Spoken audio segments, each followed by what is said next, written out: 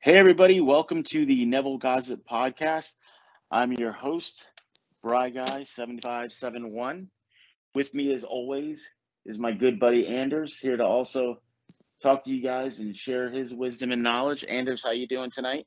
I'm great. I'm excited to be on this with you, and we got a lot of fun stuff we're going to talk about tonight. It's going to be great. Oh, and I also wanted to thank everybody who is liking and subscribing to videos and sharing them to people and the testimonials, and it's just really awesome. And even if we can just help one person with one of these episodes, that's what it's all about. So thank you guys for that, and happy this is having an impact. So Anders is just proving that we are all one, because before we get into the questions, I was actually going to start off with that same thing. We wanted to, let you guys know we are seeing those comments and we are really appreciating them, and we're loving, hearing how these talks are making an impression on you, and you're running with it and you're jumping and taking a leap of faith and getting stuff done. We love it. That's exactly who we are doing this for. So we really appreciate the support. And, this is just something fun for us, but it's nice to see how it's having an impact on all of you guys. So tonight we're doing something a little different. Tonight is Take 5, where we take a break from the topics and we just kind of answer the questions you have. But the funny thing is, a majority of you guys all sent in the same question. And I bet you can guess what question that is. Or two, I should say.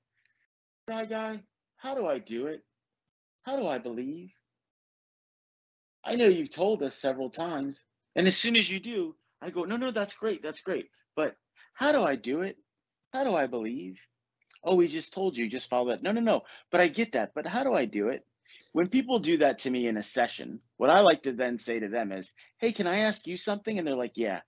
How do we walk? How do we breathe? And they go, what? I was like, how do we walk? How do we breathe? I don't know any other way to ask it. And they go, I don't know, man. You just do it. Oh, okay. Because that's what you have to do with this. A lot of you guys don't want to go test it, don't want to go try it. You want me to tell you, you do it this way, and you say abracadabra, and you do it on a blood moon, and when you're ovulating or whatever it is. And it's just, it has nothing to do with it. You guys got to stop asking this question and just going and do it. It's why Neville tells you, stop being a talker. Talkers ask questions. Doers do it. Like we said, confidence is quiet. Insecurity can't shut up. So if you keep asking questions right after you get the answer, it means you're not listening. Take a deep breath. You guys know you can literally have God answer the question for you. It's amazing the abilities you have that you haven't tapped into. So many people are like, Brian, I want to start a business, but I don't even know what I want to do. I'm like, who cares? Ask God. He'll give you a great idea. Amen. I bet you God's idea will be $1 million idea, right? Absolutely. He's going to use you as a vessel to show even more people that through him, everything is possible. Absolutely. Why wouldn't he give you that? So the way to do it is you just do it, just like a baby. I remember the day, I was just talking to Anders about this. I remember the day my daughter walked. She had been doing the thing where they hold on to the couch and they crawl around, and she would be like trying to grab stuff. But the great thing about my daughter is she didn't want me to hold her hand and help her get from the couch to an ottoman. She'd be like, and she would fall. And then she would climb over to the ottoman and pick herself back up and be like, ta-da, and we're like, that's great. Not once did I say, yeah, but you didn't really walk over there. I was like, whatever, she's building her confidence. But then one day I saw she was going to get to that ottoman and she was not going to fall and get back up. It was going to be a straight walk. And I knew because I was laughing because she kept getting up and falling down when she was trying to make her initial first steps. And I could see her get up and look at her feet like, you better start working. I watched the big guy and the lady do it. You need to do it. She was telling her feet, move. Do what they do. I don't know how to do it. Just look. Right? Just like my hand goes when I crawl, my foot needs to go so I can do this. And you can't tell a baby how to walk. They're not going to understand what the hell you're talking about. No. They can see it, and then they instinctually do it because it's in them to do it. It's in you to do this. You're one with God. You know how to talk to God. You know how to get the answers to your questions. You know how to just do it. You're born knowing how to just do it. And there's not some people it's easier for than others. It's just a story you tell. Because if that were the case, it would mean God has favorites and he loves some of us more than others. And that's just not true. And also, guys, it would mean dumb people are pretty screwed.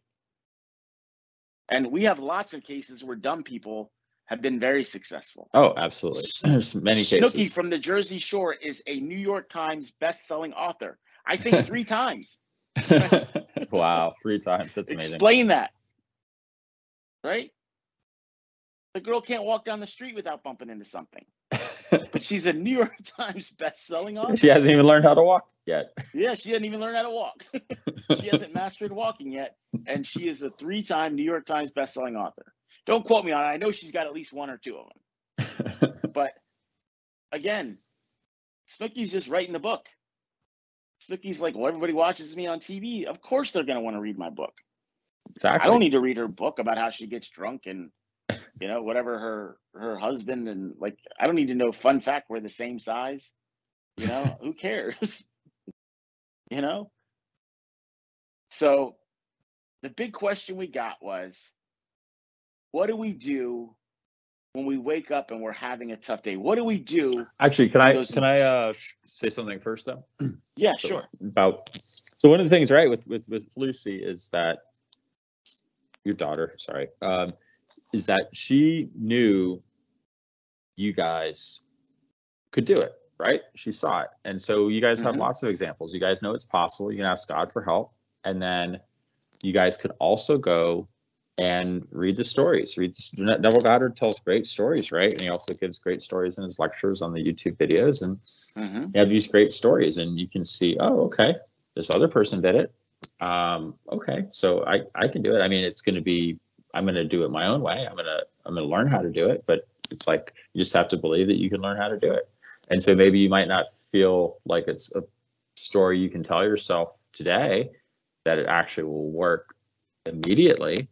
But you can definitely tell yourself the story that, well, other people learn how to do it, so I can learn how to do it. I can grow. I can learn this. I learned how to do walking. Sounds harder to me than believing. You know, it's easier to say I believe and believe it's possible than to actually do something. So yeah, there's lots of stuff. So you guys can definitely do it. You know. So just use these examples. They're there for you to imitate, and that's a key concept in the Bible too. So imitation. Okay, so let's go on to our next question. Well, funny enough, I was going to get into that. Is I did hear once, I don't remember who said it, but they said, run and read. That's the secret to life. Run so you can beat everybody else to the punch, and read because there's not a problem you will have that somebody else hasn't already had and written a book about it telling you how to solve it. You know, that's one of the things I hear people talk about. Coaches are useless and this and that too. I beg to differ. The benefit of having a coach is they made all the mistakes for you so you don't have to. One of the things I think my clients really get is I go, oh, no, don't do that. Trust me, I did it. Whew, that one blew up in my face big time. Right? Yep. Now, do they listen? Sometimes, yes, the smart ones do. And that's why they're done in 3 weeks. The other ones are like, nope, I'm going to fight you on it. And then they go and learn from myself. Listen. Yeah, I got to, and as much as that drives me crazy, the reason why it drives me crazy is because that's what I would do. So I'm feeling like what my dad, what Anders, everybody else who would tell me, like, buddy, what are you thinking? I just told you I did that and it blew up, and you're going to go do it. I just want to see. I just want to see for myself. I didn't want to see. I just wasn't ready to actually go do it. Well, it's like with little kids too. Sometimes, you know, they know perfectly well. Hey, that's a fire. I'm not going to go near there. But there's some kids who are like, they don't really get it till they put their hand on the hot frying pan, and then they're like, "Oh, that's why I'm not supposed to touch it." Oh, God bless them if they would have grown up at my house. My dad like, well, of course it was, dummy. I told you it was hot. Exactly. I showed you have my to laugh. scar from where I got burned. They're not crying. You have to We laugh. don't cry about it now. You were told that was going to be hot. That was you. I don't have to listen to you cry now. You were the dummy who touched it, you know? So, but that's what I'm trying to share with you guys is like, you know, the reason why I'm so tough on the you can't ask how to do it, how to believe. One, that stuff is in the book. Two, how do I know what is going to be the thing that makes you finally believe? I'm not you, though, at the end of the day. But you do. You know what's changed your mind about things in the past, right? And all of you guys like to tell me, yeah, but it doesn't matter. I believe. I know it'll be done. No, you don't. Because when you do, you don't even have to argue that point. All of you guys know the sky is blue, right? But let me ask you this.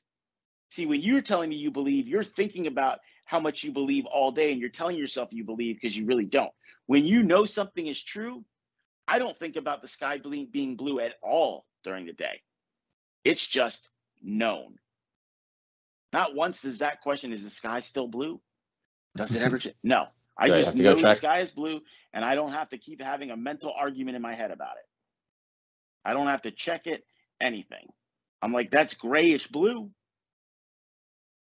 Even the nighttime stars, midnight blue, you know? So when you know something, you're actually really calm about it, and you're not having to try to convince yourself that you believe. I see it a lot. You don't believe if you're doing that. So that's one thing. Two, you need to be a doer. Neville gives you two ways to do this. The first way is the way none of you want to take. He says, just believe with certainty, just trust and jump. You'll have it today. You have it immediately. Or you can take the long way and test and build up your faith and blah, blah, blah, and all this stuff, and you'll get there. But even if you do that, work smart, not hard. And a lot of you guys are just determined. It's almost like you're trying to prove Neville wrong.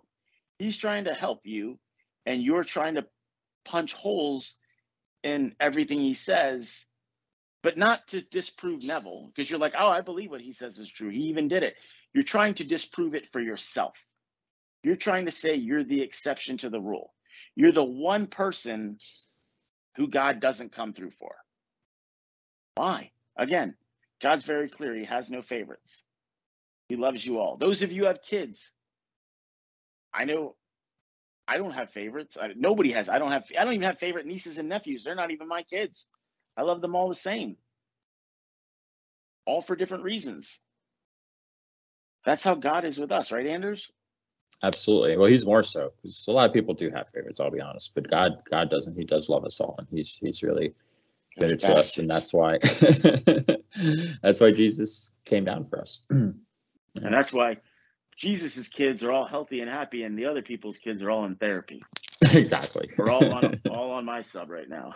Exactly. You know? So, but the good news is we can all be Jesus's kids if we believe, you know. Yeah. But I think it is hard for a lot of people to really believe that that's the case, and you know, I think a lot of people have that. You know, they have those images of you know, Jesus, or they have those images of God, or what a father is, and and it's hard for them to really know the love of God. And that's why we've talked about in other episodes that often the key first step for people is to really know the love of God. And some people, I think, intuitively know it, and maybe, you know, as Brian was saying, it's sort of like the sky is blue, so they don't really like maybe even think about it. But for those of you who are having problems, it could be that, yeah, you just don't have confidence in the love of God, or that he'll make opportunities for you, and so, you know, you really got to ask him to show you his love, and ask you to show you, like, well, what's believable? Like, you know, you gotta find that first step of what you find believable, what you find plausible. That's why we don't recommend that, you know, you start off jumping in and saying, oh, I'm going to win the lottery. Okay, well, you know, or I'm going to play in the Super Bowl. Okay, well, you know, that's even less plausible. So, but, you know, so hey, some people do use Neville to win lotteries, and, you know, good for them. That's great. But yeah, so that's to take that baby step, take that first baby step. It doesn't have to be perfect, but what's awesome about what you see with the little kids is that they are perfect in their belief that they can and will walk, right? And it happens, and it's amazing. So guys, the answer to that question is you just walk. You just do it.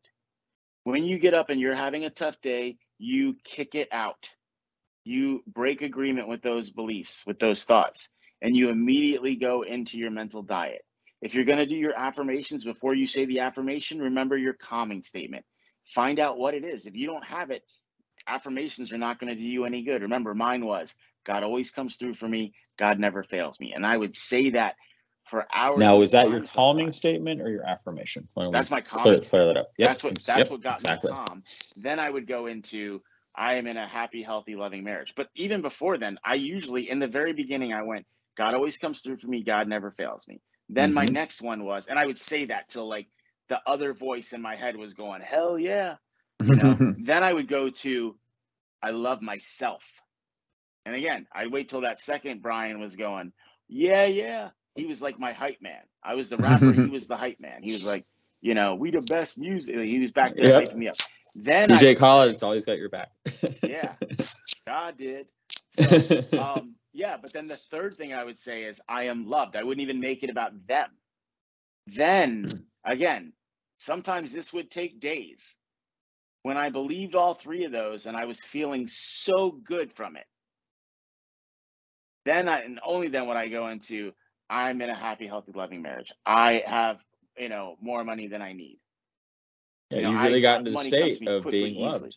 Yeah. When you're in that state, you will feel it. A lot of you guys mistake it for the Sabbath. Really what it is you finally put in the work and you finally feel what it feels like to believe a little bit. So good job, but keep it up. Don't stop. That's all you do. My clients are like, what do I do? I'm like, those 4 steps we gave you in those first 4 episodes, you do those 4 things. You believe, you test it, you be your own source, and you stick to that mental diet and you don't break it no matter what. There's no way around it. There's no special technique, up, right, down, left, right. No, you just say no to that bad belief that's trying to come in. Say, I break agreement with you. I use something a little more vulgar because I want to shock people. I'm like, if you're a girl, punt it in the cunt. If you're a dude, kick it in the dick. Get it out of there. Get it out of there. It's trying to destroy you and your belief. Show that you're the stronger person.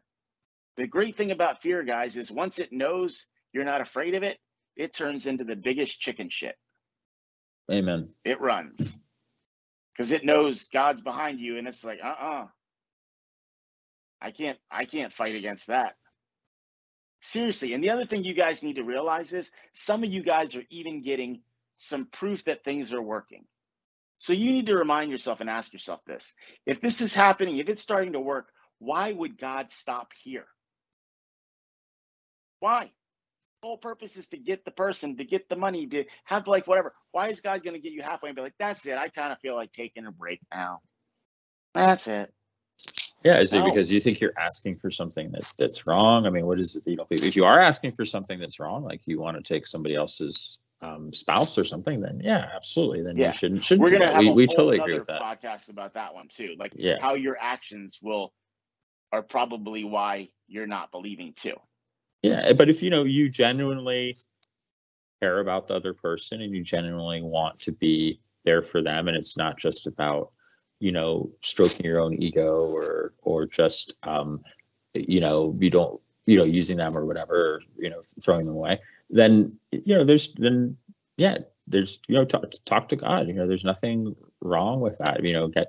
Ask him to tell you about it. Like, okay, is there's something wrong with what I'm asking? Because if there isn't, then it's great. Then that's the thing too, which the Bible's very clear. It's like, if you're asking for what God's will is in, like, it's going to happen. Like, if you come into agreement with that, it's happening, because that's what God wants anyway. So God doesn't want us to be impoverished. Doesn't necessarily want all of us to be filthy rich or anything, but he wants us to be prosperous. He wants us to have families and children and raise good kids and have loving marriages and be blessings to other people in our community. Like, God loves us and he wants us to love one another. And part of that is having that significant person in your life and being there for them through thick and thin. And so, yeah, there's nothing wrong with that, guys. But, I think it is true. A lot of times people think, well, I'm not good enough, or I'm not good enough for God, or whatever it is. We talked about some of these questions. People were like asking us, if I jerk off, will God punish me? No.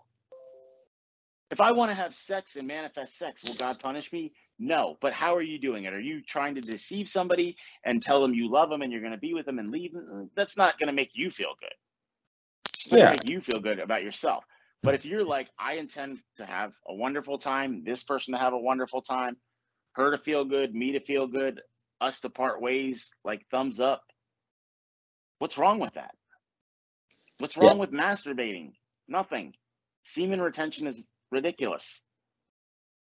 It doesn't make you manifest better. What does one thing have to do with the other? More sperm does not equal being a better manifester. Then what would that mean for the ladies? They're just screwed. Actually, they're not screwed, but they can't do anything about it. Well, I definitely agree with you that, yes, thinking about semen retention as part of your plan should is not helpful. So what we do want you're just looking for reasons to beat yourself up when you do that stuff. Exactly. And so the point is, I do think that God does want us to be in loving relationships, and God does want us to have sex in marriage and all that. I think that is very important, and the Bible is very clear on that. But I think what's clear is, like, you're like, okay, well, I'm not good enough. Okay, well, that's true. Actually, you're not good enough, but you are good enough because God loves you and Jesus died for you, and you have Christ within, the hope of glory. And what does God see when he sees you? He sees that you're his bride, you're the bride of Jesus, and he also sees Christ within you, and he also sees your potential, and the Holy Spirit's residing within you, and you guys are all in a relationship together. So God does love you, and it's like, he knows you're not good enough. That's why he died for you, to set you free of the fact that you're not good enough. So you don't have to keep beating yourself up. Insurance policy, your get out of jail free card. And the other thing is, if you really weren't good enough, because God can see all potential realities, he just would not have created you. You have a purpose for being here, and that is to understand who you are. For all of us to, over and over and over again, because we're all one. It's how everything gets created too. Yeah, it's for us to have a real relationship with God, and God gave us that opportunity to be here in this world, and that's something that the angels and demons are jealous of, that they aren't able to be here and they aren't God's children, like living in the 3D. And so it's a great opportunity. It's a great gift. And if you screw up, you have to look at it as a lesson, and it makes you stronger, right? Your failure makes you stronger. You know more now. You know where you went wrong now. I saw something the other day. We watched this great movie, my daughter and I, called Chang Can Dunk, and it's about a kid who, he has a chip on his shoulder. He's like 5'8". His friend, who now is like the star basketball player, can dunk, and he can't, and he bets him like his Kobe Bryant jersey. And he's really, I'm not going to tell you too much about it. It's a great movie. You guys should go watch. It's really cute if you have kids. It's all about believing in yourself and making mistakes and the importance of failing. Yeah. And how it actually is not a failure. If you learn from it, you've now made a mistake a lesson. I mean, it's a little bit of a cliche, but I was still struck the first time I saw the sort of stats where they were like, Michael Jordan fails all the time, and they were talking about how many shots he would miss, and how many game-winning shots he didn't do it. But as they also say, which is also a cliche, but it's true, it's like, you miss all the shots you don't take. So he would take the game-winning shots. He would go for it, and he was the greatest. So I mean, that's a good example of how you can fail consistently. I mean, there's so many people too, really bad free throw shooters and stuff like that. I'm sorry. Yeah. Jordan wanted that shot because exactly. I remember in the documentary about him, Ahmad Rashad goes, like, he's just, he knows, I know his answer already, but he's asking all these players as they come back, hey, if the game's on the line, who do you want to have the ball? And everybody's like, maybe this one. And then Jordan comes up and he goes, like, Bitch, please. Me every time. Me. Why wouldn't you give it to me? And you could Yep. literally sit there and tell him you missed it this many times. He's like, yeah, but I made it this many times. Exactly. You know, because I missed that shot, the next time I didn't miss that shot, because that missed shot made me stay in the gym, you know, till 2 o'clock in the morning. Kobe was the same way. That's why they kind of hated each other and loved each other. So it's okay to fail, and it's good to learn from mistakes, and you know, we are called to repentance, and as we talked about with repentance, right, it's getting a new mindset about something. It's realizing like, oh yeah, I wasn't thinking about this the right way. My heart wasn't the right way about this thing. You know, I'm gonna review it differently. Yeah. Yeah. To our next question about revision. Mm-hmm. So somebody wants to know about revision, a time in our lives when we've used revision, and you know, does it change the past? But I think the way they're asking it is almost like, you know, so here's the question. Hi, I've been a longtime lurker of your sub, and your tough approach has really helped me manifest a lot of wonderful things in my life. What I've been wondering about lately is revision. I never tried that technique before, and with revision in the sense that not only does it change the way you feel about a past event or trauma, but that other people's recollections of the event also change. Like literally change the past for all parties involved. I don't ever want to affirm I'm struggling with anything, but it's been a bit challenging because I do want to change certain things from my past, especially with my SP. Thank you.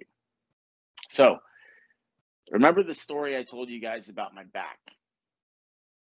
I went back and replayed the day that I hurt my back, pulling those paint cans in a certain way. Notice I'm not even going to get into it.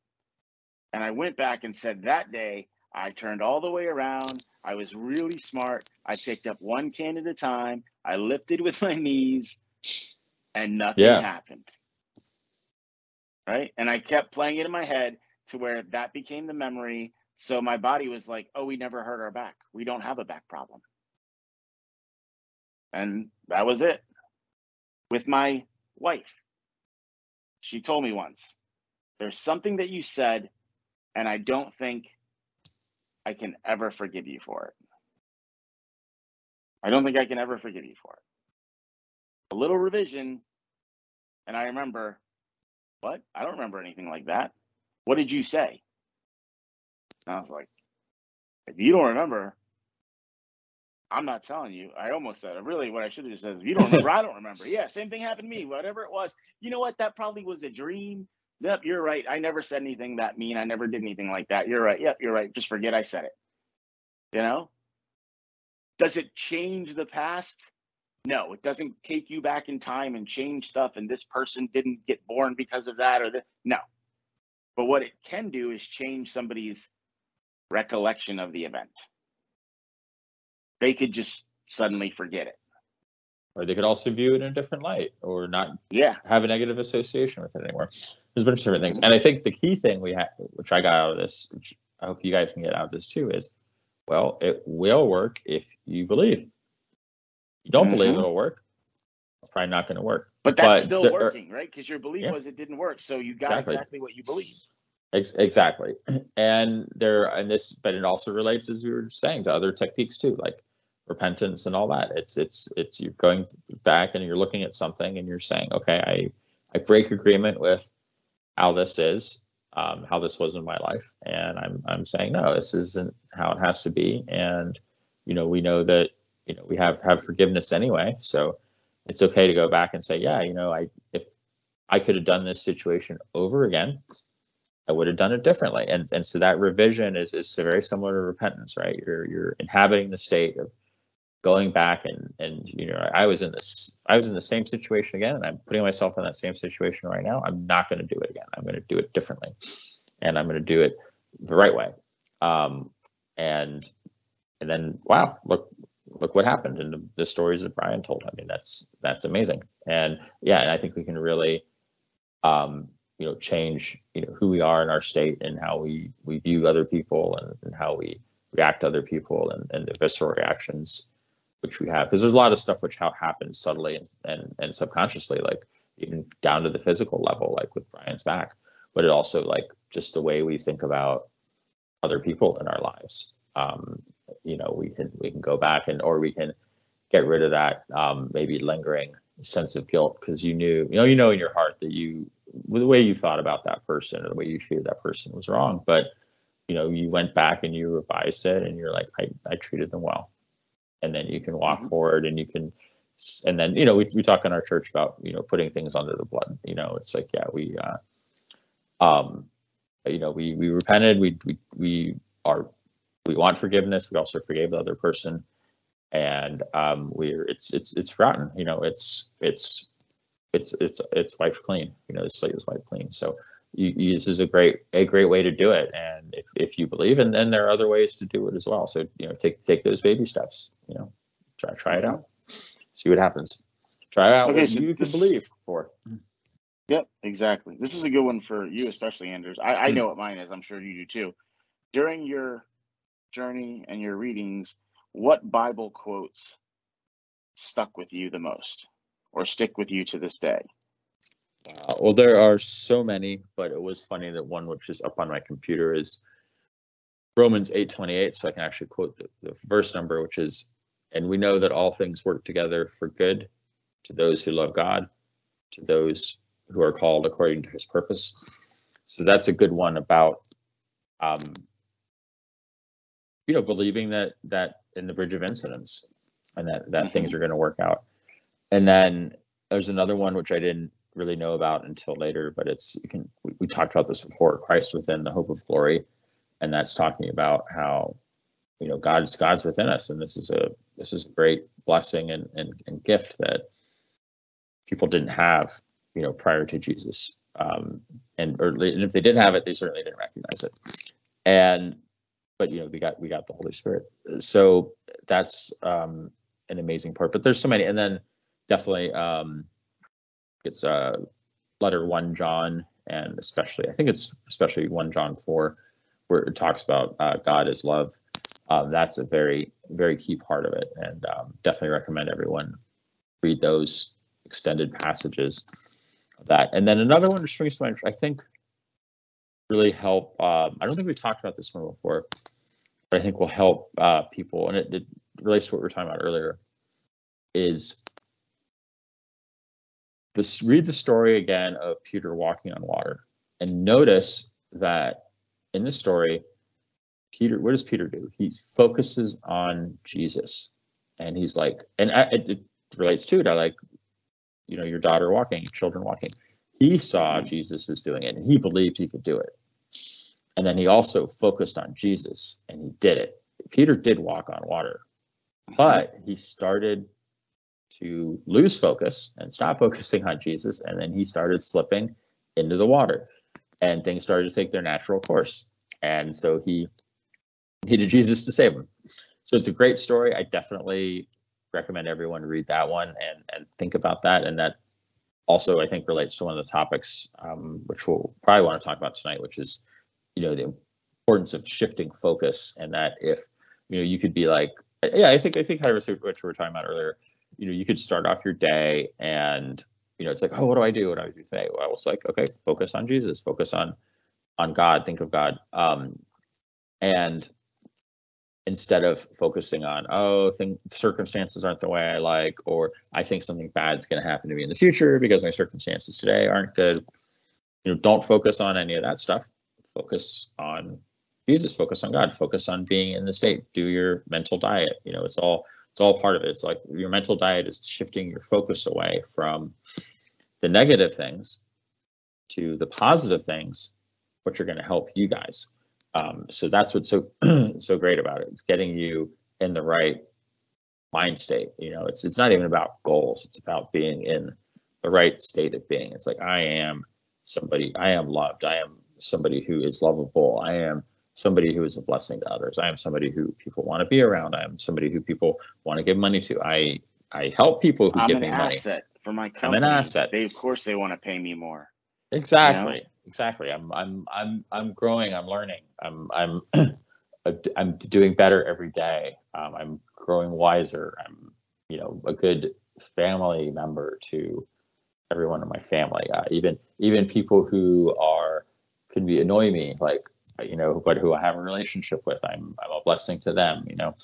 There's like so much there if you can just focus on, and you can be in that state, and you might not even be doing anything. You might just be literally sitting in your bed, and you're just focusing on, I am that person, and then you go to God and get him to, and it can help you. Sometimes you might not even know what you should be focusing on, what you should be imagining, but God can help you. And then that's going to be really powerful. Isn't your belief going to be more powerful too? Because you heard it from God? Because I can feel it already. There are some of you going, but Anders, how do I do that? And the way you do it is you literally say to yourself, how would I feel if I had that thing that I desire right now? Not like, let me just come up with random affirmations like no, be like, okay, well, if I had the job that I wanted and I was getting paid the kind of money I wanted to get paid, I would feel relief, because I would know I could pay all my debts.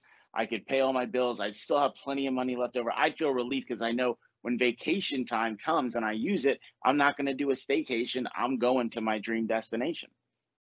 I feel secure now, financially secure that everything I want, I can afford now.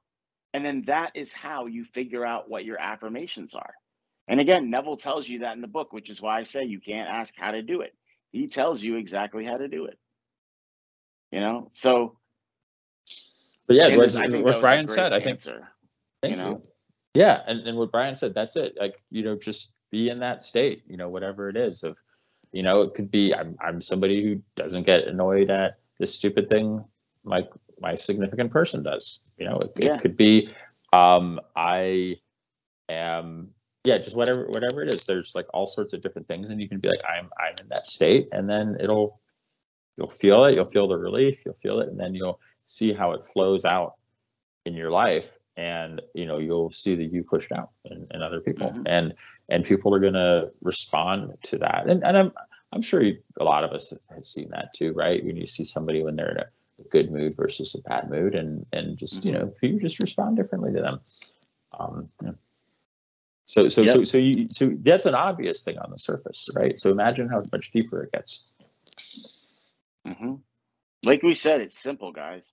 So mine, funny enough, speaking of simple, is probably one of the simplest things God ever said, but it had the biggest impact on me, and it was how I finally understood the Sabbath. And it is, be still and know that I am God. Oh, that's a great one. Yeah, that's wow. I think about that one all the time. For Neville, especially. You know who God is, like really truly know who he is, really remember and remind yourself what he's capable of doing, there is no way you could have any worry or concern. In fact, it's the opposite. You feel like, I am so good. This is so taken care of. I don't have to say another affirmation. I don't have to watch my mental diet on this because God's just got it. And you will really get to that place of the Sabbath. It's not just where you're starting to believe it. It's where you have absolute belief. A lot of you guys talk about you want to live in the end. Living in the end is one and done, guys. You say it one time and you're just so sure of it, you're done. You never go back to it, and it shows up right away. That's what Neville talks about in his later books. He realizes, sats, all that, they're great. They're just ways to believe, though. You can also just jump and believe, and you'll get it. I've tried it both ways. They both work. He's right. But the way to do the second one, the one you think is harder, is remember, be still and know that I am God. That means you sit here, kick up your feet, have a beer, and do me a favor, hold mine. I'm going to go get you what you want. Be right back. And you go, oh, this is wonderful. I have not one but two beers. I'm sitting in the most comfortable chair, and God is literally going to deliver me my desire on a silver platter. But then what you guys do is God shows up with that desire on the silver platter, and he lifts the lid and he's like, ta-da. And you immediately close your eyes and turn your head and go, where? I don't see it. And God's ever patient. He keeps moving the tray. Right here, just open your eyes and look. No, I don't see anything in front of me. How about over here? And you keep turning and turning, and he still stays patient and keeps trying to give it to you until eventually you go, oh shit, maybe I should listen to him and open up my eyes and look on that tray. And then when you do, you realize it has been there all along. It was done the moment you asked for it. That's Yeah. how you get into the Sabbath. That's how you manifest instantly. Yeah, that's like a great line by Chesterton, that someday we may all realize that we never left the Garden of Eden. And there's another point I heard about the Tower of Babel, that part of the reason why the Tower of Babel was so bad is that it was distracting everybody from the reality of God in their lives, you know, and that's what was so bad. That instead of them going out and, you know, living out their lives. So yeah, it's totally that true. would be that drama that we've talked about in other episodes too. The drama is the distraction, and you guys feed into it. How do you think television shows get you to watch their shows and studios get you to watch their movies? I know they say kick up the drama, right? Lots of people love that movie, The Vow. What you don't know is that story is actually incredibly boring. Yes, they got in a car accident. Yes, she forgot everything and had no long-term memory, but there was no real ex-fiance. The guy definitely did not look like Channing Tatum, nor did she look like Rachel McAdams. And he just didn't quit because he was like, I really like this lady and I'm kind of too old to go look for somebody else, so I'm just going to keep bugging her. And he did. And she's like, well, he keeps coming around, so he can't be too bad of a guy. And they got back together. But now when a movie gets a hold of it, they're like, let us put the Hollywood spin on it. And it's dramatic, and there's an equally handsome man that is trying to steal his woman. And no matter how hard he tries, she just won't remember and see it. He's like, damn it, I love you, Paige. I don't know you, whatever your name is, Channing Tatum. And my studio is failing. This is my dream. And you're not an artist anymore. You're going back to being that stuffy, conservative version of you that you hated. They just pile it on in that movie. Right? Same thing with The Notebook. He's telling the girl the story, and it's like, just remember, so we have one final second, and then let's both have a heart attack together and die together. And all you guys are like, oh, that's how I want to go. I love everybody, but I don't want to go any sooner than I have to. If you choose to go out before me, I'll be like, I'll see you soon. Maybe not too soon. Hopefully not for a long time, actually. I'm going to stay here and keep you alive. You want to go, I'll miss you. But don't drag me down with you, right? It's like when the pharaohs would die, their poor wives were like, what, I got to get buried too? And the cat? And the cat? You know, it makes no sense. So yeah, hopefully. But it is true. A lot of people are addicted to the drama, but yeah, we are. But I've had some thoughts about this too on the flip side of it, which is that, I mean, I think there can be some opportunities for healthy drama, but it's got to be healthy. I mean, a lot of times, you know, there's the foolishness you see on TV, and you're like, oh yeah, you know, they hired these people for this reality TV show because you know they knew that they'd start some squabbling and just fighting. You think for no Kim reason. Kardashian really lost that $7 million diamond in the ocean? They have a whole crew of people there, crystal clear water. They couldn't get one or two divers to go down with like a metal detector and just get that thing back. Yeah, it's for $7 million, you could definitely trawl the whole thing. Whatever. She probably didn't even lose a real. Didn't we find out she wasn't really robbed and like all the stuff you find out later? It's crazy. Yeah. And then you have all these people who are trying to start drama, right? With all these crazy other things and stories, and it's like, avoid it all. Yeah, but honestly, if you're bored, hey, maybe you are bored. Maybe, you know, your life needs some excitement. But, you know, ask God for something cool and exciting to do. Ask God for, you know, because there are good adventures out there. Hey, maybe you learn like a new sport. Maybe you want to learn how to sail, or maybe you want to, I don't know, go someplace you've never been before, or you know, maybe even you know, cooking a new dish or something is exciting. Just find something. Right before we got on this call, you want something to do, go face your fears. That's super dramatic, right? There we go. You're that's afraid even of better. heights, go bungee jumping. You're afraid you won't ever make any money, spend enough to There's not some drama. bankrupt you. Yeah, but scare your ass a little bit and say, well, if I'm spending this, I must believe I'm putting my money where my mouth is. And suddenly watch how it all works out. Watch how you're like, wow, that wasn't that scary. A lot of people, when they finally face their fears, as soon as they're done, what do they always say? You know, that was actually kind of fun. I can't believe I made such a big deal out of that. Yeah, that's so much better than spending your time complaining about other people or gossiping or backbiting. Yeah. Now, yeah, again, a lot if of fun. Fear is like a fear of getting hit by a car, please don't walk out in traffic and try to face that. Just that's a reasonable fear. And don't, if you're allergic to bees and you're afraid of getting stung by a bee, don't go to a beehive. Exactly. Any allergies, like, definitely maintain that healthy level of fear. Healthy level, and don't touch the frying pan. Don't touch the frying pan. Yeah. This isn't Fight Club where we want to put acid on your hand and you have to face your fear and like feel the pain. We're not asking you to do that. Yeah, healthy don't adventure. Feel the pain. Trust in God. Let God take the pain for you and be like, all right, that was easy. But do things that are going to make you feel better about yourself, that are going to show you how strong you are, show you how God is with you, and you got nothing to worry about. Yeah, that's the big thing is that, and that's actually what it is God is going to get us through the circumstances. And in the Bibles, there's a lot of parts of the Bible when you read it, you're like, wow, this is like really crazy. I don't get it. But you realize is that when you really think about it is, well, God's going to get us through this. And that's part of the glory of God is that some crazy things have happened to people in this world and people have gone through it. I mean, it's especially too, you think of sometimes there's some people who've had some miraculous healings, or coming back from drug addiction or whatever it is. There's just these amazing things that happen to people. Now, not part of drug addiction, want that they tell to happen you, is to relapse. Yeah, part of drug addiction is relapse. You're going to probably relapse. If you're really strong, you won't, and God bless those people. But even this is like drug addiction. You're addicted to making others your source, to love. A lot of you guys relapse. Don't believe me? Look on all these subs. I got my guy, but I always can tell the ones that are going to relapse because they didn't fix them. They make no mention of how they fixed them.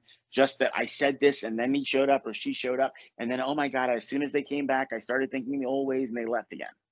Yeah, because they didn't want to put up with it and you didn't really believe that you were worthy and somebody who's adorable. And if you did believe you were adorable and you acted adorable, you would be somebody who wanted to be around. I mean, we all know people who we all met people, I'm sure, who everyone loves and everyone just loves hanging out with them because they're like so great to be around. And you can be that person. One final thing on this too, guys. Mm-hmm. When we're telling you this stuff, we're not telling it to you to argue or because we need to be right or we're gatekeepers or we need to feel like we're God. We're telling you because we're like, hey, buddy, this is a little embarrassing for me to admit, but I made that mistake and it blew up in my face. I made it 5 minutes ago before we started this call. Yeah. What was the quote you told me earlier that I about experience? Yeah.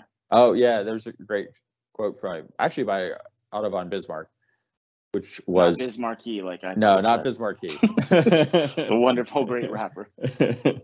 And the quote was, "Only a fool learns from experience. I prefer to learn from the experience of others." Mm-hmm.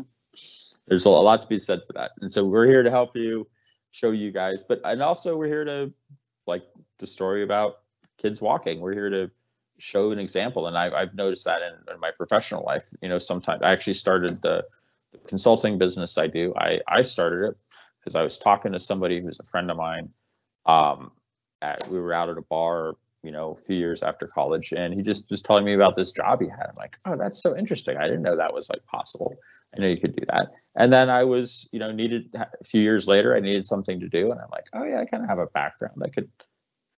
Oh, this is possible. Why don't I see if I do this? I just went around telling people I can help them in this area. And but if I hadn't known it was possible, if nobody had told me about it, would never have occurred to me to come up with it on my own. But I reverse engineered it. I went and bought a book and I wrote a book on the subject myself too.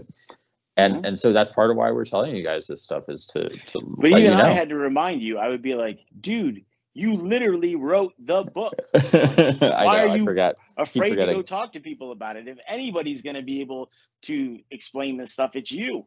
I keep forgetting. I hate cold calling. Can you cold call for me? I hate cold calling. That's my word. Yeah, it's terrible. Right? Yeah, it was really funny. And the same thing with me with other things. You'd be like, dude, I see somebody who's got lots of skills, and you're sitting here going, no, I don't. You got these big bear claws, and you're like, yeah, you got these big bear claws, and these big teeth, and you won't kill the bunny. Yeah, won't kill the bunny. Brian. Kill the bunny, Anders. Sitting there. Yeah.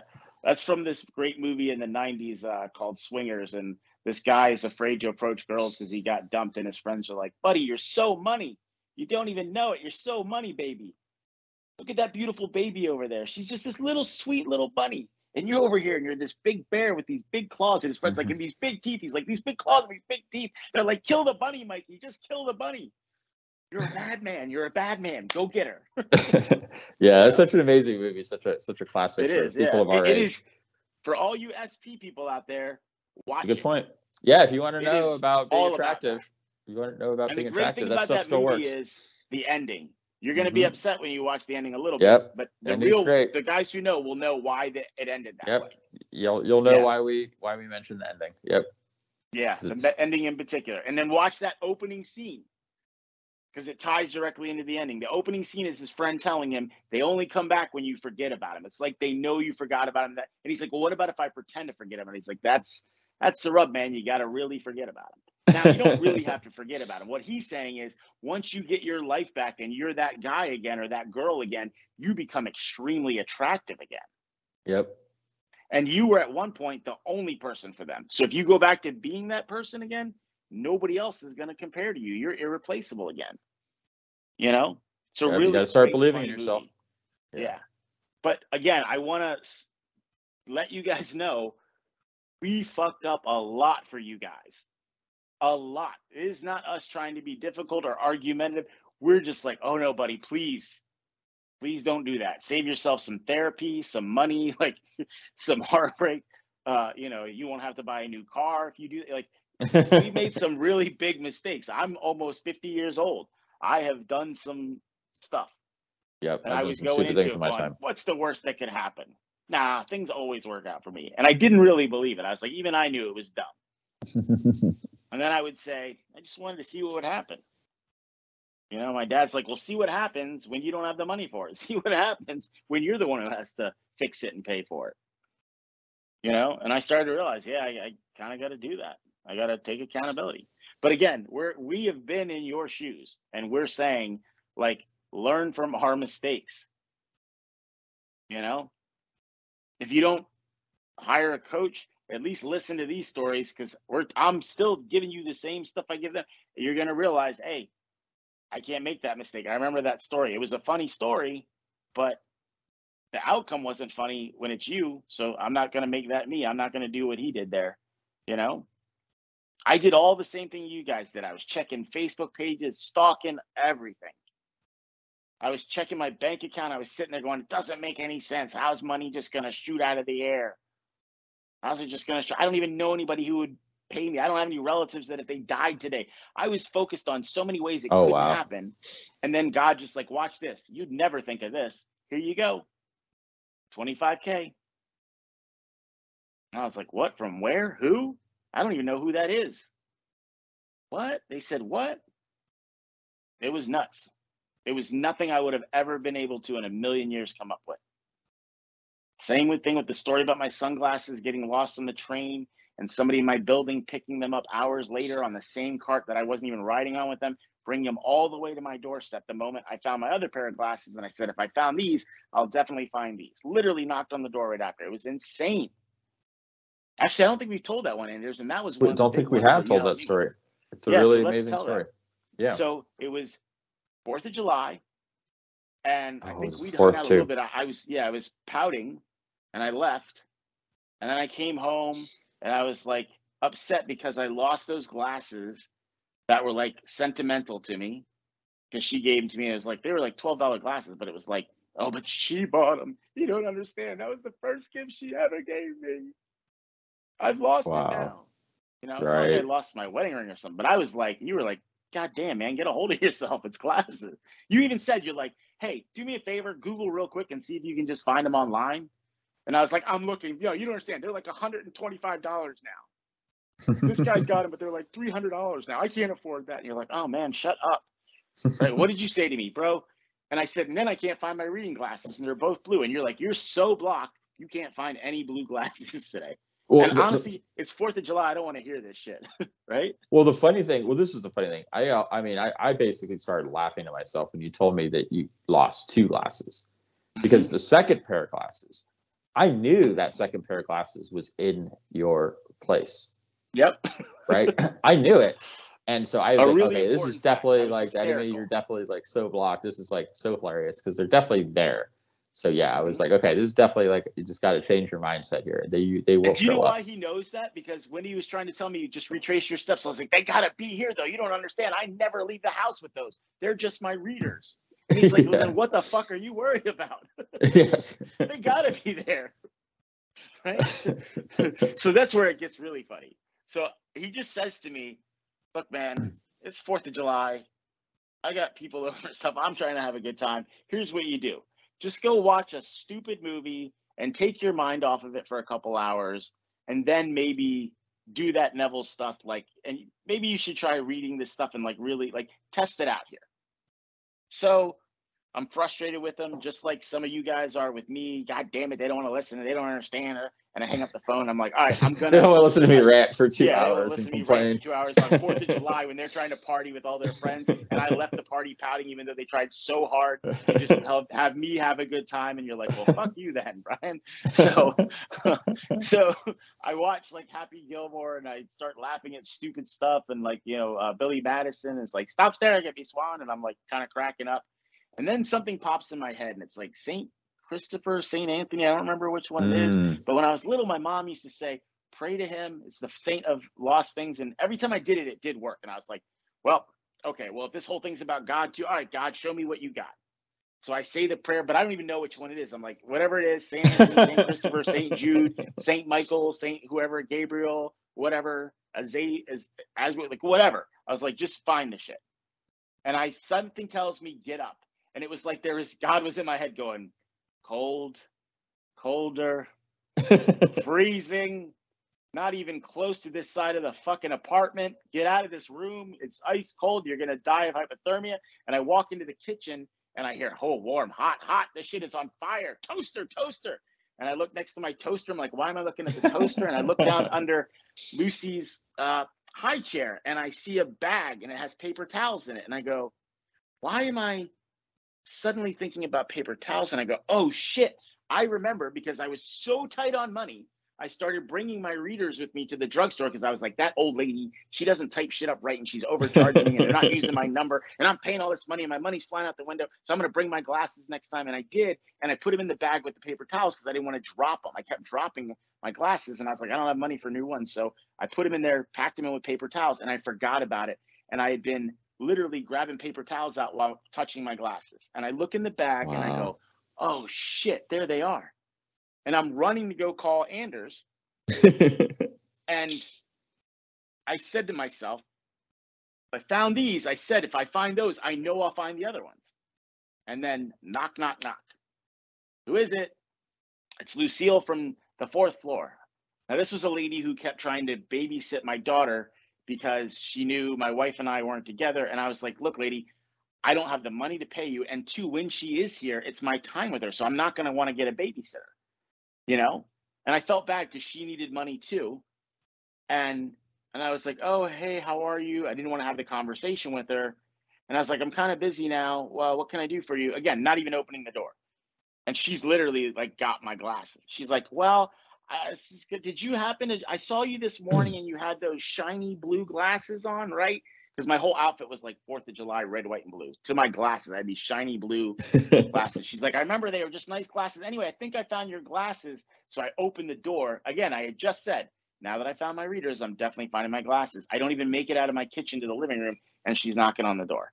She gives them to me. I look. I'm like, J. Crew, they got the scratch there. That's why I tried to carve my initials in them and failed and just scratched them all up. These are my glasses. Where did you find these? Were they in the lobby? I must have dropped them. Oh, no. Where'd you find them? Oh, on my way back from watching the fireworks. I was like, oh, in the neighborhood? No. From like Midtown.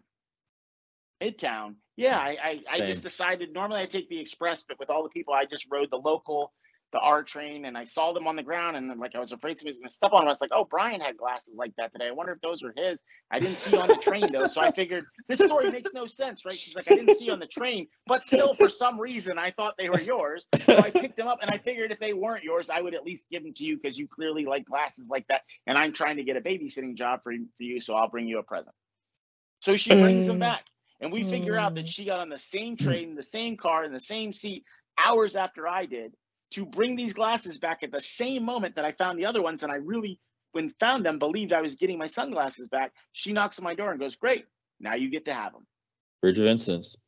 Yep. And even before you guessed? really believed, even before you really believed what was going to happen, she was on that train finding her glasses. The other thing Anders told me to do was picture them in your house somewhere and just believe that they're there. Yep, so I pictured a bookshelf, and I had them laying bridge on bridge, like crisscross on each other. The reading glasses on the bottom, sunglasses on top. So she gives me the glasses. I go and get her a Starbucks card. Funny thing is, that was a manifestation for her because she'd always wanted to try Starbucks. Just talked to a friend. She's a very old lady, so she hadn't had Starbucks. She's like, but it was so much money, and I'm kind of broke right now. And I was like, well, you don't give this to your son. You use it. Go try that Starbucks now. Because I said, if you knew what you did, she thought I was nuts because I was like hugging her and crying. I was like, I believe now, God, I believe. It's ridiculous. She was like, okay, I guess you really like those glasses. Yeah. But so I call Anders and I'm like telling him, and I turn around and I go, wait a minute, motherfucker. And he's like, what? I was like, remember how you said see it in my head? Yeah, I'm looking at my glasses. They're bridge on bridge, readers on the bottom, sunglasses on top, right in that spot that I saw them in my head. It works. If that were a movie, it would have been like, boom, fade to black, the end. And you would have all got up going, whoa, yeah, But Anders will tell you, man, I give you guys a hard time about being a hot, sloppy mess. I was a hot, sloppy mess. I was a pouty motherfucker. He would get so sick of me sometimes. He'd be like, so I'm going to go now because you make me want to shoot myself. And this is not going to help you. I'm just going to you at this point. I'd be like, honey, I need to go pray. You need to help me pray. You would get your wife on the phone and you'd be like, can we just pray for you right now? I remember that. You would pray for you. You'd be like, this shit is bad, honey. Get in here. We're praying for him. Only God can help you now. Can you pray for me? Remember, I'd be like, yeah, please just pray for me. No, I know God will come through for me. Thank you so much. Okay, we're going to go now. Bye. Just like, hang up. I'd be like, go. Put my phone on silent, throw it under the bed. And I would say to you too, I was like, man, I got mad at you that one time. Remember, I was like, I know you ignored that call, man. I know you saw it. Because it didn't ring all the way. It just, after 2 rings, you put it to voicemail. And you're like, because I'm working. But you knew it was important. You know, when I call you in the middle of the day, it's because the lawyer or somebody called. I was always the fucking victim. It was like, for the love of God, man, get a hold of yourself. Where are your balls? It was comical. But that's why I'm like, I when I see you guys do it, maybe some of it is me remembering going, is that what I look like? Please don't show me that. Get out of here. But the other part is like, I know you're going to cringe later too. When you're successful, you're just going to look at somebody else and be like, dear Lord, that's what it looked like. It's so bad. I can't believe I really accepted that. I can't Lord, believe I really believe that. You're like, how did I ever let myself get to that place? It's funny now, but start laughing at it today. Because that's all comedy is, right? In writing, they tell you comedy is distance or tragedy plus distance. So you have the tragedy, and after there's enough distance between you and the tragedy, it starts to become funny. Yeah. So my rule became start laughing at it now. Start laughing at it now. Every time I would start crying in the shower or something, I would start laughing and be like, this is fucking ridiculous. I've been here before.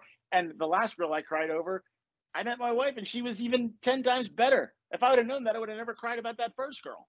Right. You know, I was like, stop crying, because worst case scenario, you meet another hot chick and you get married and you get to go through that honeymoon period again, or you get yours back and you get to go through the honeymoon period again too. Well, I'm going to take credit for this, Brian. I believe that you would meet somebody better, and you did. Yeah, myself. So it was me manifesting that. I manifested your wife for you. Yeah, and then that I would meet God and meet the real me, the strong me, and stop being the guy that I would be like, stop it, you pussy. Where's your balls?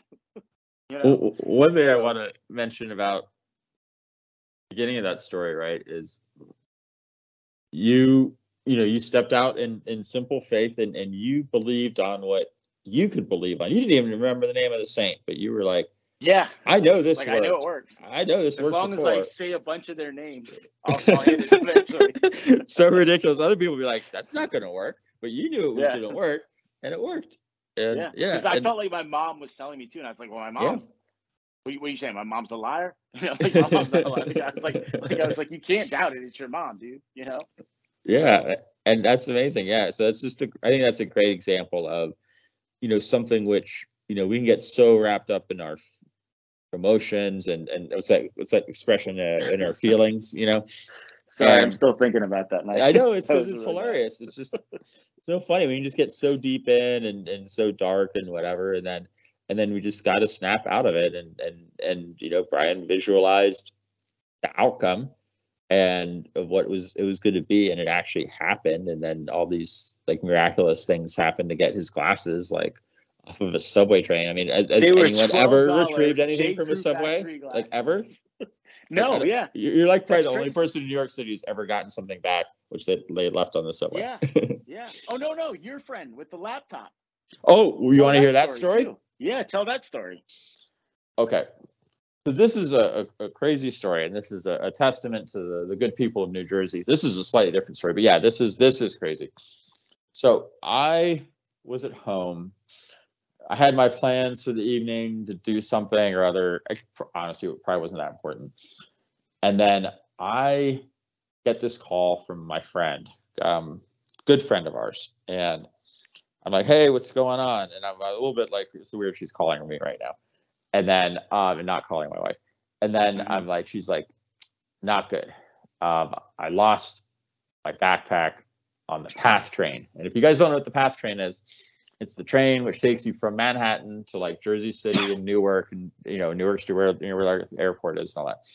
So and I was like, "Oh, that's not good." And then she was like, "Yeah," and it had my journal, and it had my iPad in it, and it had my laptop. And her laptop was not just a laptop; it was like a MacBook Pro or something. So it was actually worth something, like probably several $1,000s worth of stuff in there. Yeah. And so I was like, "Oh wow, that sounds terrible." And then she's like, "Yeah, and I just really want you to," or she didn't say that. She did not say that. She said was, "Yeah, I've been calling the lost and found, and I'm just not," and they're just saying like it's not in Hoboken, and it's like they haven't seen it, and they don't know what's like up with it. I'm just wondering if you can go down to Hoboken train station, which is where I came out of New York, and I changed trains to take this train away out in New Jersey. And I left my thing on the PATH train, and I was like, and I want to go down to Hoboken, and I'm like, okay, and I'm like, and part of me is like, I'm just like, I can't believe I have to go like drive all the way down there on this like wild goose chase and all that. And then the funny thing was that, our pastor was sure she heard from God that I was supposed to go down there, but fortunately my friend Shania didn't tell me that, or it actually makes the story better. And so I was like, I want to have my friends back. So I'm like, "Hey, yep, I'm gonna go down there." And I thought about it, and I was like, this bag is not in Hoboken. It's like I knew it wasn't Hoboken, but I also heard somehow my spirit, if you go down there and you just be open to the bridge of incidents, just be open to what's going to happen, and be open to getting that backpack. Just be open to seeing what happens. So I was like, all right, I'm going to go down there. I'm going to have my friends back. So I'm like, yep, no problem. I'm going to go, out of my way and deal with all that. So I drive all the way down to Hoboken. I have to figure out how to find parking and stuff, which is not that easy. And then I start wandering around this station, and it's hilarious. So I go in and ask some people about lost and found, and they're like, "Well, we don't really, this part doesn't have a lost and found." And asked them about the PATH staying. They're like, "Yeah, there's not really a lost and found here. Lost and found's actually all the way in Jersey City." They're just like my friend told me, it's all the way in Jersey City, and that's where the lost and found is. So I was like, okay. So I'm like, Guess I'm going now. So I'm gonna, so I was like, I'm just gonna go keep, walking around, just seeing what shows up. So then I walk down to the PATH train area, and I look around, and I'm like, sure enough, there is nobody there. I'm like, this is really interesting. There's like no workers in this whole place. It's full of people because there are people coming in and off the trains and all that, but everything's like automated. And then I went and I called some line. I was like, yeah, I just want to know like what's going on. Like my friend lost her bag, and they were like, oh yeah, well, yeah, there's no lost and found in Hoboken. They're like, there's a lost and found in Jersey City. And so they like, but here, call this phone number. It's like in the cop station and like the Journal Square area. So I was like, oh, okay, great. So I wrote down this number or whatever. I walk over. There's another area which is like actually the train station lost and found, which is not the same as the PATH train, but it's the trains which take you like way out in northern New Jersey. So I go and ask them, and there's somebody else who had the exact same problem, and they're like, no, yeah, actually we definitely aren't the lost and found, and yeah, thank you for asking, but we actually don't have a backpack with a laptop in it either. Like, nobody did drop one off here. We did go check in the back. So it's like, all right. So that's all good. The guy was probably like, dude, if you found a MacBook, would you give it up? Like, yeah. I've been like, free MacBook. Yeah, I know. He's probably thinking whoever finds it is going, I got a free MacBook, So it's so crazy. I'm like, feel like I've been here for a while. New Yorkers. Yeah, exactly. Been here for a while, like wandering around. Yeah, exactly. On a train full of people commuting to and from New York City. And then then I go and I call the number for the cop station. I'm like, she's already called like 5 times, Mm-hmm. So I call the number for the cop station, and you will not believe this. This guy answers the phone, and I'm like, yeah, I'm calling about my friend. She has like a backpack and blah blah. And he calls like he responds like, oh yes sir, we've been waiting for your call literally all day. Oh wow. That's how he responds. And it's crazy. It's like, so for some reason I was the person who called at the right time, called the right number. Mm-hmm. I didn't even bother to find out how this happened. Like, I don't know if we were calling different numbers. I don't even know. I don't care. But I was that person who called at the right time, and then he told me what to do. He's like, yeah, come right over. And he even said something to him like, oh, I'm picking up for my friend. And he's like, oh, we kind of need to have like ID and stuff for you. And I'm like, oh, well, my friend's all the way out in like, northern New Jersey. And he's like, oh, okay, well, we'll figure something out. Like, yeah, I can like get her to show you her ID or something like that. So anyway, now I got to drive all the way over to Jersey City, but I'm excited because they say they have the backpack. So I'm like, wow, hallelujah, this is a miracle, because my friend had been trying all day to get through to someone to find out if it was there. So I get over there, I come in, the place is like all dark. It's so funny. It just seems like there's nobody there. And so I like ring the doorbell. Huh? You're gonna get mugged actually or something like that. The good thing is that where this is they built this giant mall on top of the PATH station, but it was kind of subdued and dead. But it definitely wasn't like a sketchy, but I did still have to, I did have to find somebody to park my car nearby and all that. That comedy where everything could be a bad movie. Go wrong that night will go wrong that night. Yeah, exactly. And then I'm it's like, the event that you get woken up and you go do, and then it's like, hilarity ensues. So yeah, exactly. And then here I am at this cop station, and it's like totally dark, and then, but fortunately I like rang the buzzer, and of course there was gotta be somebody in the cop station, because you can't leave it undefended, nothing else. Yeah. Plus if something happens in the mall, you want to have cops there. So this guy comes out, and he's like, and I'm like, or actually the guy even tell him what I want. He's like, oh yeah. So just come sit down. So they just come sit down. He comes, walks in, like hands me my friend's backpack. He's like, oh, here, just sign this piece of paper. So I'm like, oh, okay. Just hands over, several $1,000s. Laziness. Yeah, and he's like, oh, he's like, yeah, usually these stories don't have a happy ending. Usually one of the guys takes it home, and we got a new MacBook. We got a 30-day rule here. You don't show up, we get a new MacBook. I was really hoping for this one. It's a nice one. Plus the bag, it's like nice leather, and like. Yeah, exactly. That wasn't a bad backpack I did. So yeah, I mean that was an amazing story, and I got to bless her with rescuing that for her, and it was a real answer prayer. And I also want to give a shout out to the people in New Jersey who, when they find a backpack full of thousands of dollars of Apple equipment, they don't keep it for themselves. They bring it in. I mean, somebody somehow got it all the way from Hoboken to the lost and found Jersey City. Don't know how they did it, but it worked out. And yeah, so that was amazing. And it was angel numbers. Oh. Yeah, exactly. So I was really happy. I followed what I was deleting. I had the inner voice I had, and I just allow myself to be available, be open to the bridge of incidents, and this goes to show you how something can happen where it's like I even kind of I was right. I think I kind of knew spiritually, not just in my own mind or just sort of rationally. I think I kind of knew that the backpack wasn't there, and which it wasn't. And then, but things still worked out. So I think that goes to show. I hope that'll build some hope and faith for you guys that these things can happen in your life. That you talk specifically about that inner voice, I remember the time I thought I lost my wedding ring and wasn't going to get it back because I thought I went down the drain of that washing machine. Remember that? And I was, so guys, earlier in the day, I was like you, I was getting frustrated. I was seeing no movement. I was mad. I was angry. I even called him and I was like, fuck this shit again with my rants and raves. And I took my wedding ring off and I put it in my pocket. And I was like, I don't even care. If I lost it, I don't even care if I lose it. So I go home and do what I always do. As soon as I get home, I take off my pants, right?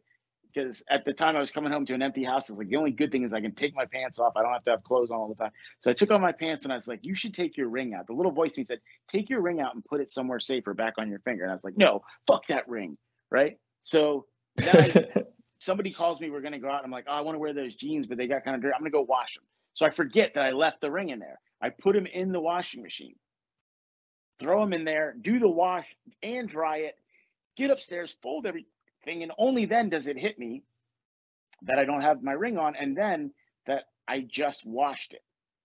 And I'm checking every pair of jeans, every jacket, nowhere. And I go down and I'm shaking the washing machine and I figure out which one it's in because I can hear it jiggling in there. But there is no way to get the little lid thing off to get in there. And then also, I thought it was like a miracle that somehow it didn't, because what it does is when it rinses, it would fill it up with water and drain it out this pipe that shoots out the back of the building. So somehow the ring didn't shoot out of the washing machine. So as soon as I realized that, I was kind of like, there was a little voice going, see, God's got you. You're getting that ring back. And then I was like, no, I won't. You don't understand. I was almost about to rip this damn washing machine apart and risk getting kicked out of my building because I was like, I want my fucking ring. And I called the super, it was like midnight. I was like, get down here, help me open this washing machine up. He's like, I don't know how to do that. I was like, I'm telling you, it's in there. I can hear it. And I remember getting frustrated. And I said, all right, God, I'm kind of sick of your shit. I've seen no movement with her, this, that, da-da-da-da-da. So here we go. I'm calling you out. If you want me to believe, show me something tonight. Get me my damn ring back. And what did I tell you I did? I hit the washing machine. I was like, see, nothing. Boom. And as soon as I hit it, somehow it slipped through that crack and popped back out. And I heard ping on the little silver lining of the washing machine. And I was like, no fucking way. No fucking way that just happened. And I looked down and I was like, you son of a bitch. Like I was like literally like, now I gotta believe. What the hell is wrong with me, right? And then I always call you and I'm like, I did it again, man. I doubted God and he showed me he still loves me and I'm such an asshole. And you're like, yeah, stop beating yourself up, man. That's what God is, right? But he was like, oh, you want to call me out? No one calls me out. Here you go. Now shut up, right? It was like, that's your one time. I'm going to shut you up, but you ever do this shit again, next time that ring is gone, you know? And I knew don't take it off after that too, because I was like, I think that's a one-time thing God's doing for me. But again, I started believing more because I was like, man, even when I'm like a shit to God, God is still loving to me. And I was like, wait a minute, that's what I got to do with her. Even when she's a shit to me, I got to be extra loving to her. Exactly. And the great thing was we weren't seeing each other, so I didn't have to do it to her face and witness the shitty things. I would just forgive whatever nasty email or text message or whatever I got and just be like, I'll send back a loving one. I wasn't also like, and I love you. So it was just like, I'm not going to be a jerk. I'm just going to be like, sorry that happened. What can I do to fix it? Okay, thank you. That was it, you know? But I just said, I'm going to throw unconditional love at this situation, and everybody, even the lawyer who I wanted, like you heard my stories by him. I was like, we're going to get ski masks and it's going to be midnight and we're going to get him to come outside and we're going to scare, you know, I was like, you know, planning like how to really scare the crap out of him. So he quit the case and stuff. And it was ridiculous. And I was like, I don't want to be this guy. Yeah. So it was really hard to believe I was going to get anything too. We're going to have a whole conversation about that. But God really just like came through for me, and he knew to piss me off. So I'd hit that washing machine and then ping. And I was like, as soon as I heard it, I was like, oh shit, I was wrong again. Right. Yeah. So I think I even said, God damn it. I was like, sorry. I mean, I'm wrong. You're right. I'm wrong. You're right. You know? So I think one of the great lessons. too, right? Yeah. Is if you this could have all been easily avoided if you hadn't been double-minded about your wedding Her ring and and the such a whole shit about thing. fuck my wedding ring. Yeah. Yeah, Now I'm just like, exactly. oh yeah, fuck your wedding ring. Okay, let's see, fuck your wedding ring. Let's Right? see how you really feel. Now Yeah. you And then can't I have it lost it. You anymore. don't understand. I can't get this back. It's irreplaceable. Again with the whining and crying. So again, guys, you guys all think I'm this rough, tough asshole. I was a bit of a crier. I'm not gonna lie. I was moved to tears. I remember I would watch TV with my daughter and I'd remember something about my mom and my daughter would be like, Dad, why are you crying? It's just the Goonies. I was like, no, it's just the thing with Sloth, and he really loves Sloth, and like, hey, you guys, he's gonna live with him. It's just, I don't know, it's beautiful, man. And my daughter's like, you're weird, like every little thing made me cry, and I was like, why am I crying? Like it's like a, like in I watched The Longest Yard the other night. It's like when they give that guard the estrogen tablets, and he's like, I don't know why I'm crying. I just had them. My nipples are really sore. I felt like that. I was like always just crying. So. Guys, we have been there. The other funny note for you about that story with your friend, I remember when you told me it, I think I even gave you a hard time then. I was like, you know what that makes me think of? The time I moved out of my girlfriend Sarah's house and came to stay with you when our friendship really took off. And I was like, hey, man, can you come help me with the bags? And you're like, why would I want to do that? It's all the way downstairs. I'm like, because they're really heavy. It's like a hockey bag and I got suitcases and stuff. So just bring them up one at a time. I was like, you're really going to make me carry these on my own?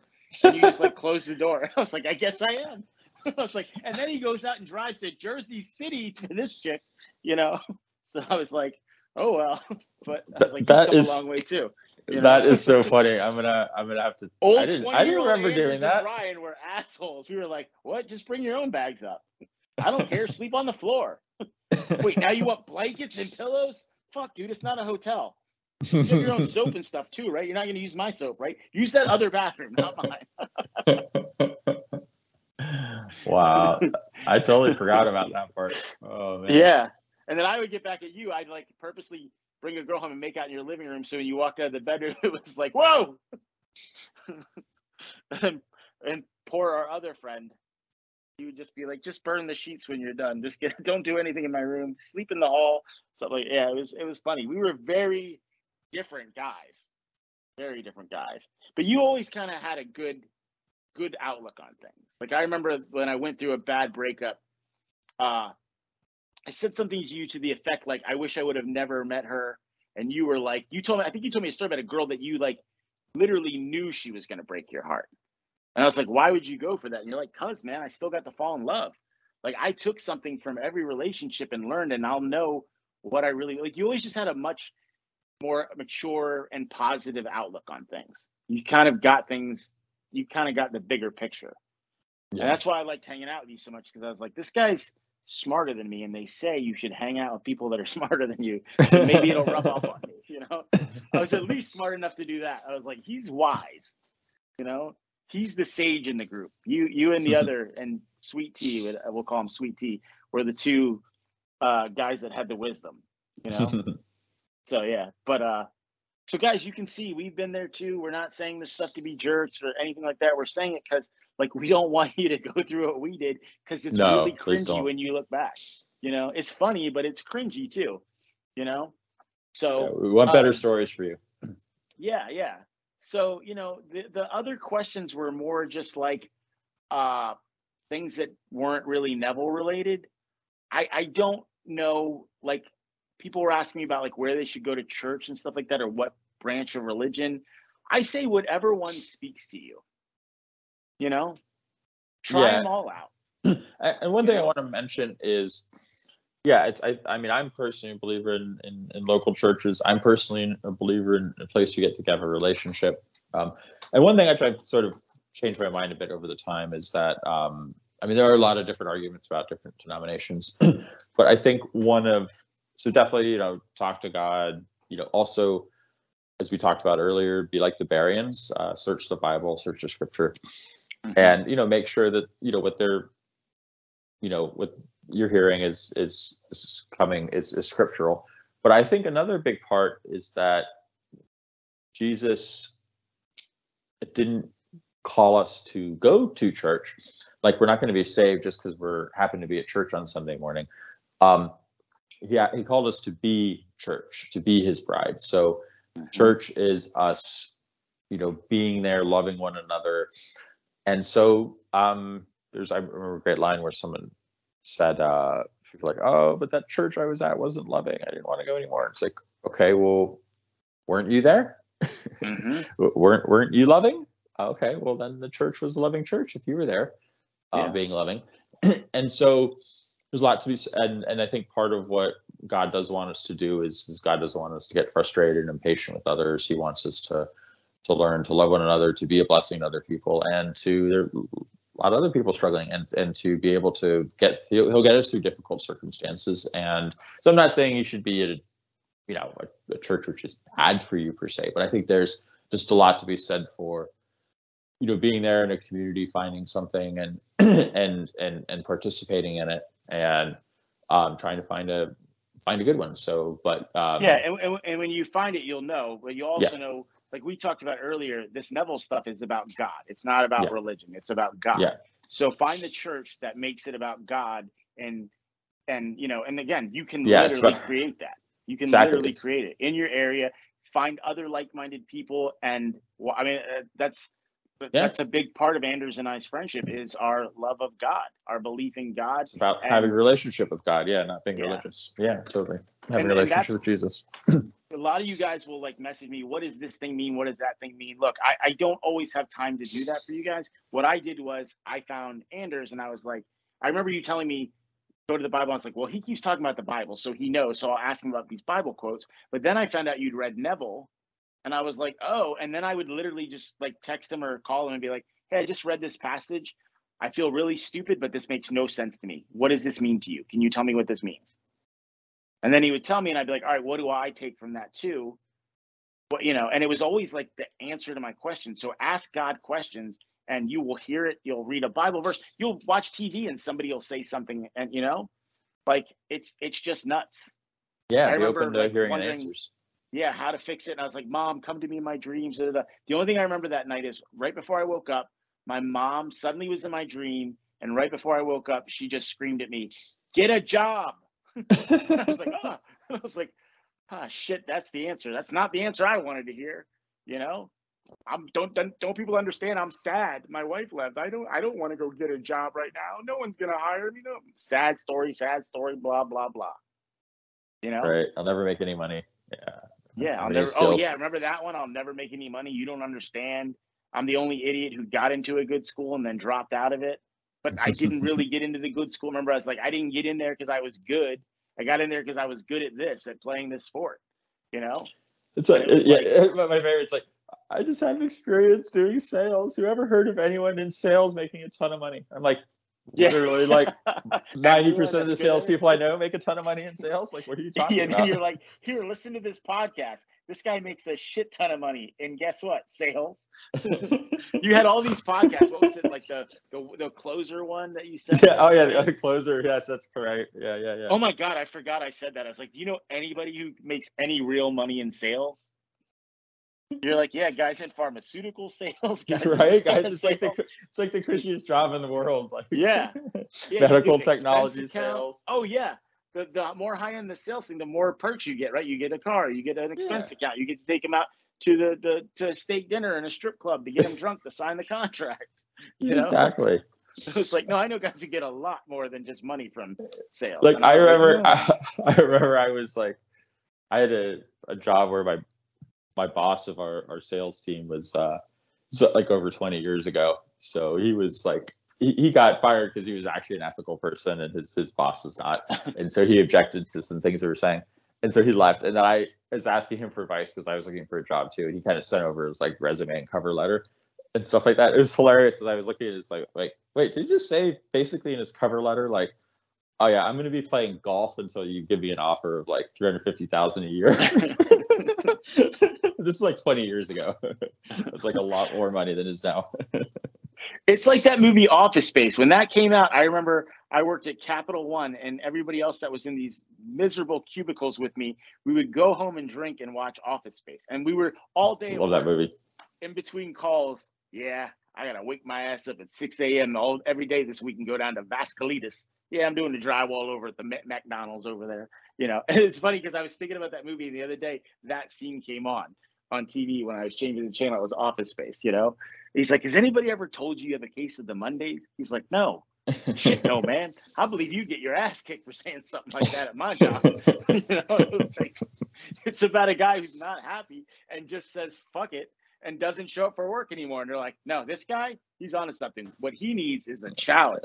We're gonna put 5 people underneath you now, Peter." He's like, "I could give a shit." He's like, "Where are you going?" I gotta go fish or something. You guys just figure it out and let me know what you want to do. And they're like, "That's a worker right there. That is leadership material." He's like, "I could care less." He kicks his cubicle down so he can see the view of the pond.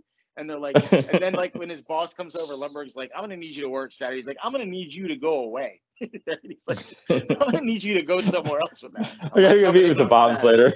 Yeah, and then he like gets up. He's like, "Peter, where are you going?" He's like, "I think I'm gonna go fishing." I don't want to hear this right now. Before the beginning of the movie, he's like ducking and hiding. He's like, "We need to call in a bomb threat at the end of the day so I can just sneak out and stuff." And that poor guy, nobody will listen to him. And he's like, "Okay, but I could burn the building down and destroy this whole place." Right in the movie, he does. He burns the whole building down.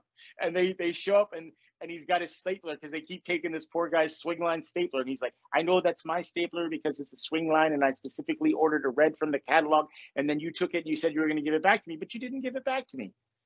And he's like, "Yeah, no, I'm going to have to go." And you see him like reach for it. He takes the guy's stapler and he's like, ah. And he's like, "Okay, but I'll burn this motherfucker down." And at the end of the movie, you see him with his stapler and he's just smiling quietly to himself. And they're like, "What happened?" "The whole place went up in flames." He's just cracking up. I love that movie, man. But it was like that was like our outlet because we all hated that job. And our manager was literally like the run. His name was the same name as the boss in the movie. Not the last name, but Lumberg. his name. Yeah, it wasn't. Yeah. His last name wasn't Lumberg, but I think it was Todd, and the boss's name was Todd or something like that. And we were just like, we're on Todd's Titans. We used to make fun of it. And the part with like the cake, there was always somebody that they would pass the cake down. So we knew we were like greedy bastards. We're like, all right, we go get our piece, and then we get out of the line that was handing it to people. Like, I would get my piece, and I wouldn't pass it down like you're supposed to. I would just be like, "Oh, I got to go back to my dad," and I would just walk away and take the cake. Marty, my friend Scott, all of us did that. And then some poor guy, like sometimes we'd take 2. I'd be like, "Scott, you need a piece?" He's like, "Yeah." And we'd grab 2, and then Scott would get in the line and be like, "Brian, you want a piece?" I was like, "Yeah, I didn't get it." So we'd each walk away with 2 pieces of cake, and that poor guy didn't get a piece of cake, But yeah, that was like, we were just complaining all the time. And I love those guys, but I had to get out of there. That's when I left Virginia and went to New York. I was like, I'm going to get stuck here if I don't do this. When Sweet Tea was telling me the same thing, he's like, "Hey man, just leave, just go. You got to just jump. Don't call me until you jump." Like when I told him I wanted to act and stuff, he's like, point. "Great, now go do an audition and don't call me till you book an audition, till you book a role." And I was like, "What? I don't even know how to act yet." "Yeah, you do. Just go do it." And I did. And I got the first thing I went out for. Sunk or swim. I got it because I also wasn't dumb. I remember saying I knew how to work sound, and I lied. I made a magnificent lie. I said that I did sound for the Kennedy Center, and I think I told you the story. Somebody lied to me in line and said, "You're supposed to go into the audition in character and never break." So it was Tony and Tina's wedding, and I went in as a guy who was really from New York who worked for my uncle, and I was the guy who went and collected for him. Like if you don't pay, you might have an accident. And people, so I never told him my real name. I didn't have a headshot. And the guy just said to me, "Hey, listen, like we're not sure about you." They had me stay for the second round, and I improv with people, and it was horrible because everybody, I guess, heard my story. So everybody I was improvising with too was like, "Don't hit me, don't hit me." Even the women, they're like, "Don't hit me." Like I was trying to be funny. Like I remember one of the scenes, the woman was like, "You don't know about me, Joey. I'm going to be somebody." It's like, "Oh, you think you're so smart because you go to the community college now? Big freaking deal." And they're like laughing and everything, but they're also thinking that's really me. So I call them and I'm like, "Hey, it's Brian." And they're like, "Who?" I was like, "Brian." They're like, "Who?" I'm like, "Joey." They're like, "Oh my God. Wait, that's not your real name?" They made my sister and mom get on the phone to confirm that I wasn't really Joey. And they're like, "Okay, well, we said that guy's either a really good actor or he's a psychopath and he'll kill somebody in the audience." Like, because it was an interactive show too. They're like, "We can't hide, like he's really authentic, but he might break somebody's legs or thumb or something. We can't have that in the show. We don't have that kind of insurance." And then I lied and they said, well, we were going to call you anyway because you said you did sound at the Kennedy Center. Because my dad had the bright idea of saying, just get your foot in the door. Tell them you know how to do everything and they'll at least hire you and then you can try to get on stage too. So I was like, all right, if they don't hire me as an actor, maybe they'll hire me as a sound guy. So they kind of hired me as a sound guy / actor. I didn't get the lead or anything, but I worked my way up to getting the lead. Because I created, they said, well, basically your character has like 3 or 4 lines and the rest of you is improv. So come up with gags. And I was like the womanizer in the show. I was selling people watches while trying to steal their girlfriend. People thought it was hilarious. And finally the guy's like, I'm going to put you in the lead. And I was like, I don't like the lead. And he's to put me in for it. And then he said, no, go back to playing the other guy. Go back to playing the other guy. I really like him. He's funny. And I loved it. It was the best first job in that field you could ever have, But you never know how it's going to work out. And that's the great thing is I have these great friends that just tell me, shut up and go do it. And don't bother calling me until you do. And if I would try to call you guys, you'd be like, did you do it yet? Then we have nothing to talk about. Bye. I've been like, bro, I've known you since I was 13 to sweet tea. He'd be like, yeah, I don't care, man. Like if anybody can do this, it's you. And then I did it. And he's like, see, I told you, man, was it that hard? And I was like, actually, no, it wasn't. Just like we talked about earlier, when you just do it and you face your fear, you're like, that actually wasn't that hard. It worked out pretty well. You there? Yeah. Okay, I thought my earphones died for a second. So, guys, face your fear. Face your fear. All working.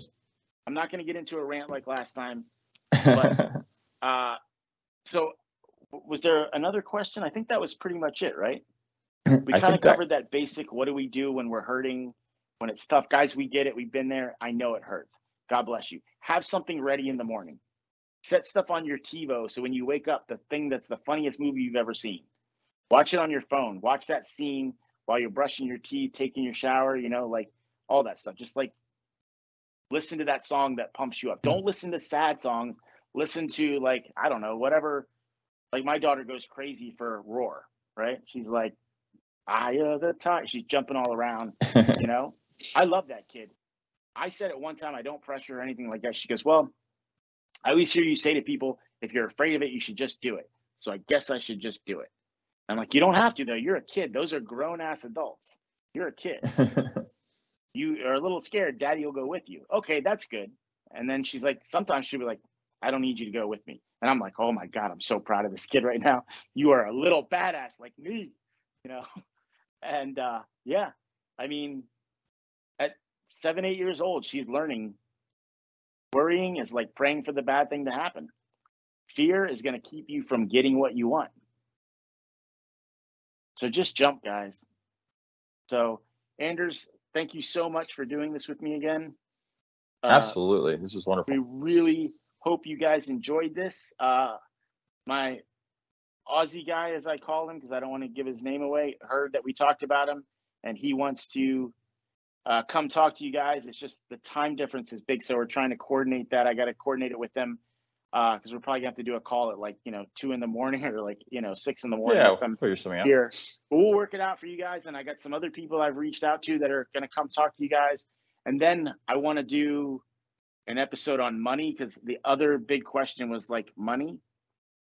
So we're gonna do a whole episode on money, how to make it, why it's so easy to make, how you can become your own boss, and that whole process, how we did it, because both of us have done it. And successfully. So we're going to share all that stuff with you. And if you guys have any topics, let us know. Leave them down in the comments for us. As always, like and subscribe. Share this with your friends who are struggling too. Anybody that you think it might help. We're not really worried about subscribers. We're not really worried about views. Yeah, it's neat. And we really, really appreciate those of you guys that have left those really loving comments. Yeah, it's awesome. It makes us feel so good to read those stories and hear you guys kicking butt with it. Like the girl who, did you read the one about the girl who she actually got me to say Skittles? She wanted to hear somebody say Skittles and I ended up saying it. I thought that was great. At first I was like, I don't think that. And she's like, no, I listened. I was like, oh yeah, no, that way you did it. You did it. You got me to say Skittles. I love when people get me to do it. Especially clients, because I'll be like, I'm a hard ass. I'm good at this. So if you got me to say it, why can't you get your SP to say it? Right?